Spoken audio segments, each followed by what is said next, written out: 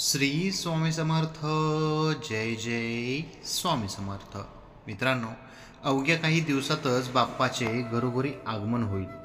सध्या सार्वजनिक गणोत्सव मोठ्या थाटामाटात आगमन होत आहे. अनेक कार्यशाळांमध्ये गणपतीच्या मूर्त्यांना शेवटचे रंगकाम देणे सुरू आहे. यंदा गणेश चतुर्थीचा हा सण 7 सप्टेंबरला शनिवारी असणार आहे. हिंदू धर्मात गणपतीला विशेष महत्त्व आहे. कोणतेही शुभ कार्य सुरू करण्यापूर्वी गणेशाची आराधना केली जाते. गणेशाला विघ्नहर्ता म्हणूनही ओळखलं जातं. जर तुम्ही देखील बाप्पाची मूर्ती घरात बसवत असाल तर वास्तुशास्त्रानुसार हे नियम लक्षात ठेवा. वास्तुशास्त्रानुसार घरामध्ये गणपतीची मूर्ती किंवा फोटो ठेवताना आपल्या काही गोष्टी लक्षात ठेवणं गरजेचं आहे.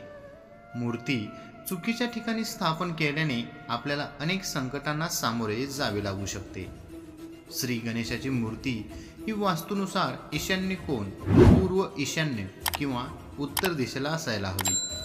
गणपतीची मूर्ती घराच्या दक्षिण दिशेला लावू नये. तसेच शौचालय, डस्टबिन, स्टोअर रूम, पायऱ्याखाली अशा ठिकाणी गणपतीची मूर्ती बसवू नका. वास्तुशास्त्रानुसार गणपतीची मूर्ती घरात आणताना ललितासन बसलेल्या स्वरूपात असायला हवी. अशी मूर्ती शांततेचं प्रतीक दर्शविते. यामुळे घरात सुख समृद्धी कायम टिकून राहते. गणपतीची सोंड. वास्तुशास्त्रानुसार गणपतीची मूर्ती घरी आणताना त्याची सोंड कोणत्या दिशेला आहे हे लक्षात ठेवायला हवं. वास्तुशास्त्रानुसार गणपतीची सोंड ही नेहमी डाव्या बाजूला झुकलेली असावी. अशी मूर्ती नेहमी यश आणि सकारात्मक ऊर्जा प्रदान करते. गणपतीच्या डाव्या हातात मोदक असायला हवा, तर त्यांच्या चरणाजवळ मूषक वाहन असायला हवे. उजव्या हाताची 3 बोटे उघडी आणि पहिलं बोट अंगठ्याला स्पर्श करणारा असावा.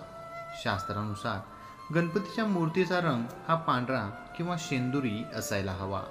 पांढरा रंग नेहमी जीवनात सुख, शांती आणि समृद्धी प्रदान करते, तर शेंदूर हा रंग आत्मविकासाची इच्छा पूर्ण करतो. श्री स्वामी समर्थ. जय जय स्वामी समर्थ. मित्रांनो, ही छोटीशी माहिती आवडली असेल तर आपल्या व्हिडिओला लाईक, कमेंट आणि आपल्या चॅनलला सबस्क्राईब करायला विसरू नका. श्री स्वामी समर्थ. धन्यवाद.